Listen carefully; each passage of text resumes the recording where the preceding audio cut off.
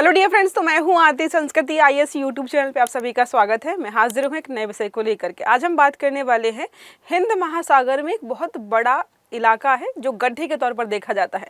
Normally अगर आप हिंद महासागर के ऊपर से जहाज से निकलेंगे, समुद्री जहाज से, तो आपको ऐसा कुछ महसूस नहीं होगा, लेकिन सैटेलाइट्स के माध्यम से अलग अलग जो भी इमेजिंग या मैपिंग की गई उसमें देखा गया कि हिंद महासागर के दक्षिणी, मतलब भारत के दक्षिणी ओर जाएंगे वहां पर एक आपको गड्ढा दिखाई देगा।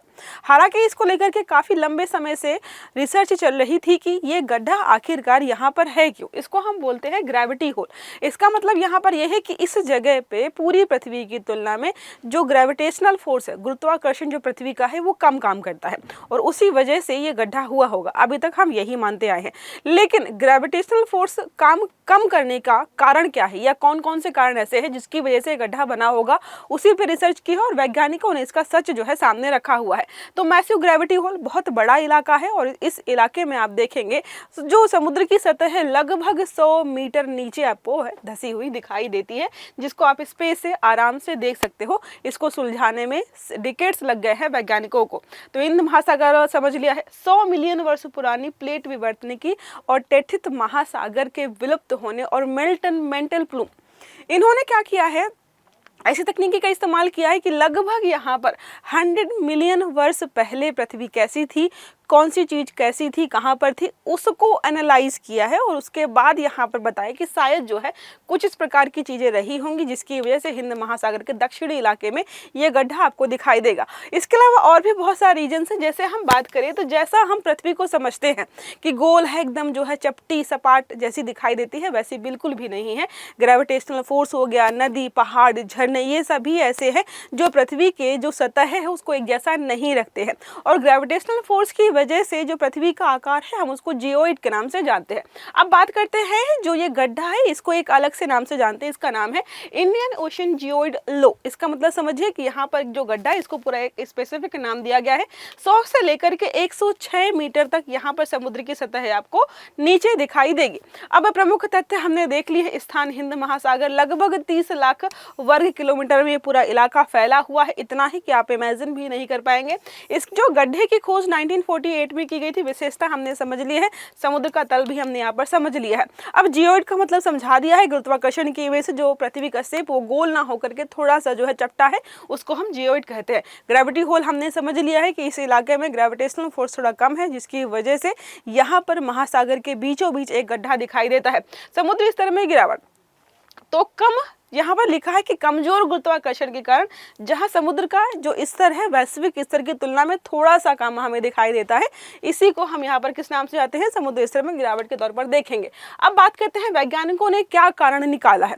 इसके पहले हम सिर्फ यहाँ पर ये समझते थे कि जो प्लेट विवर्तनिक घटनाएं पहले हुई है शायद वही जिम्मेदार रही होंगी। यहाँ पर देखो लिखा है कि आईएससी बेंगलुरु ने यहाँ पर निकाल के रखा है कि दो लोग हैं, इन्होंने काम किया है और सुपर कंप्यूटर सिमुलेशन के तरीके से इसको निकाला है और 140 मिलियन वर्षों से यहाँ पर क्या क्या हो रहा था वो सारा बताया। इन्होंने प्लेट विवर्तनिकी वाला सिद्धांत भी दिया है, कैसे जो है सबडक्ट होती है प्लेट, भारी प्लेट हल्की प्लेट के नीचे और वो लिक्विड बदल जाती है। इसको मेंटल प्लूम के नाम से जानते हैं। जब जो घुली हुई जो भी चीज़ें होती हैं वो ऊपर आती हैं या इकट्ठा हो जाती हैं, सारे जो है सिद्धांतों को मर्ज करके इन्होंने फाइनल जो कंक्लूजन निकालना है वो हमें समझना है। टेथित महासागर का विलुप्त होना, ये हमने ऑलरेडी समझ रखा है, कैसे जो है चीज़ें अलग अलग वर्षों में कैसे बदली हैं। टेथित महासागर अब फिलहाल नहीं है। इसके अलावा जो हमारी हिंद महासागर या कह सकते हैं इंडियन प्लेट है वो लगातार ऊपर की तरफ खिसक रही है। ये भी बड़ा कारण बताया जा रहा है कि हिंद महासागर में ये जो गड्ढा है वो इस वजह से भी हो सकता है। मेंटल का विक्षोभ, तो हम सबको पता है कि अगर कहीं पर कोई लिक्विड वाली चीज़ है उसका जो घनत्व होता है सॉलिड वाली चीज़ से थोड़ा सा कम होता है।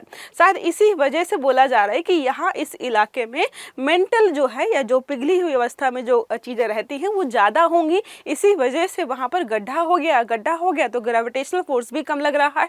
ग्रेविटेशनल फोर्स कम लगने का यहाँ पर कारण ये भी है कि अगर यहाँ पर द्रव्यमान कम है तो जाहिर सी बात है वो जो है फोर्स भी कम ही लगाएगा। तो समय के साथ टेथिस महासागर की यह ठंडी ठंडी घनी क्रस्ट टूटकर पृथ्वी के ऊपर मेंटल को पार करते हुए निचली मेंटल कोर मेंटल बाउंड्री में यहाँ पर चली जाती है।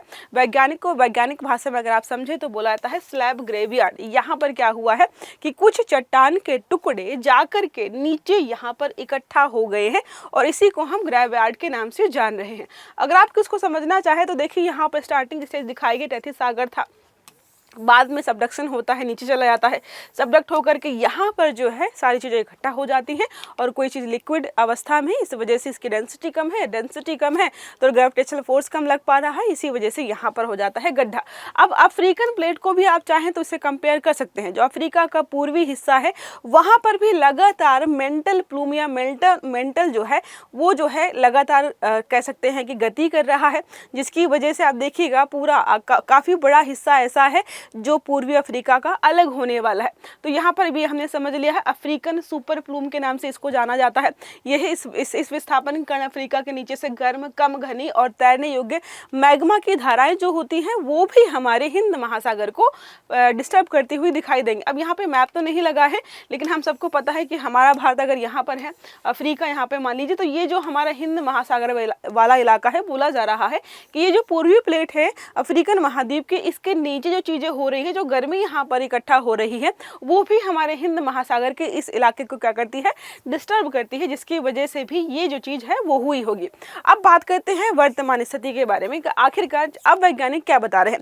ये जो सारा हमने देखा ये पुराना है, तो ये गर्म मेंटल प्लूम पिछले 20 मिलियन वर्षों से हिंद महासागर के ठीक नीचे यहाँ पर इकट्ठा रहा है, जो लगभग 300 से लेकर के 900 किलोमीटर की गहराई पर आपको देखने को मिलेगा। हम सबको यहाँ पर पता ही है कि जो चीज़ घुली हुई अवस्था में रहता है उसकी डेंसिटी कम होती है, वही यहाँ पर सिमिलर बोला जा रहा है। यहाँ पे हमने ऑलरेडी समझ लिया है, ये गड्ढा यहाँ पे आपको दिखाई देगा और ये चीज़ें हैं यहाँ पर सारी इकट्ठा होगी, ये सारा आपको मैंने समझा ही दिया है। अब निष्कर्ष अगर निकालना चाहें इसका कि इसका करेंगे क्या, ये जानकारी इकट्ठा करके हमें क्या समझ में आएगा, तो ये जानकारी इकट्ठा इसलिए की जा रही है क्योंकि जो हम समझते आए हैं पहले कि जो प्लेट विवर्तन की घटनाएं हो चुकी हैं, जो पहले टैथिस सागर था या जो भी चीज़ें थी जो पहले हो चुकी हैं, शायद अब वो हमें डिस्टर्ब नहीं कर रही हैं, लेकिन ऐसा मानना है वैज्ञानिकों का जो हज़ारों लाखों मिलियन वर्ष पहले हो चुका है वो आज भी पृथ्वी की संरचना को बदल रहा है। और पृथ्वी जितनी हमें साफ सुथरी या जितनी जो है नॉर्मल बाहर से दिखाई देती है, उसकी जो संरचना है आंतरिक तौर पर उतनी ही ज़्यादा जटिल है, जो अभी भी इस चीज़ों को परिवर्तित कर रही है और उसी का उदाहरण हम यहाँ पर देख भी रहे हैं और उसी वजह से अफ्रीकन प्लेट भी अलग हो रही है। इसके अलावा आपने देखा होगा इंडियन प्लेट लगातार नॉर्थ की तरफ शिफ्ट होती जा रही है, जिसकी वजह से इंडिया की जो ज़मीन है वो चाइना में मिलती जा रही है और भी बहुत सारे आर्टिकल्स आपने पढ़े होंगे जो लगातार अलग अलग चीज़ों को बदलाव होते दिखाई दे रहे। तो इससे क्या करेंगे हम, पृथ्वी के निर्माण और पृथ्वी में कहाँ पर क्या चीज़ें होंगी भविष्य में, इसका भी यहाँ पर अनुमान लगा पाएंगे। तो ये पूरी जो भी रिसर्च की गई है वो भविष्य के लिए भी बेहतर होने वाली है। तो पृथ्वी के सबसे बड़े गुरुत्वाकर्षण असामान्य ग्रेविटी वाले क्षेत्र में एक जो पृथ्वी के वास्तविक आकार की जटिलता को दर्शाता है वो हमने यहाँ पे समझ लिया है। निर्माण यहाँ पर केवल महासागरीय प्रक्रियाओं से नहीं बल्कि टैथिस सागर हो गया, सबडक्शन जोन जो होता है, मेंटल प्लूम हो गया, ये सारा जो है एक एक अलग अलग कारण होते हैं जिसकी वजह से सारा पृथ्वी में हुआ होगा। मेंटल डायनामिक्स हमने यहाँ पे समझ लिया है। इसके अलावा जो भी चीज़ें हमने खोजी है वो भी भविष्य में जो है भूभौतिकी मॉडल्स बनाने में मदद करने वाली हैं। सिमुलेशंस का इस्तेमाल करके हमने पता लगाया है, क्वांटम सिमुलेशंस का इस्तेमाल किया है, जिसमें बहुत सारी इमेजेस लगातार जो है एक दूसरे पर ओवरलैप की गई होंगी, कैसे जो है कौन सी चीज़ कहाँ पर गई होगी, जिसकी वजह से हमें फाइनल रिजल्ट यहाँ पर देखने को मिल रहा है। अब एक प्रश्न हमारा है, इंडियन ओशन जियोइड लॉ के संदर्भ में निम्नलिखित प्रश्नों पर विचार कीजिए। पहला है, यह पृथ्वी पर न्यूनतम गुरुत्वाकर्षण वाले क्षेत्रों में से एक है। दूसरा है, इसका निर्माण मुख्यतः गर्म और कम घनत्व वाले मेंटल प्लूम से जुड़ा हुआ माना जाता है। तीसरा है, यह क्षेत्र अटलांटिक महासागर में स्थित है। चौथा स्टेटमेंट है, LLSVP पृथ्वी के निचले मेंटल में स्थित विशाल संरचनाएं हैं। सही आंसर आपको देना है कमेंट बॉक्स में। आई होप ये आर्टिकल आपको समझ में आया होगा। अगर वीडियो अच्छा लगा है तो वीडियो को लाइक करना है, चैनल को सब्सक्राइब करना है, बेल आइकन दबाना ताकि इस प्रकार के सभी आर्टिकल्स आपको समय पर मिलते रहें। तो अच्छे से पढ़िएगा। Have a good day. Thank you.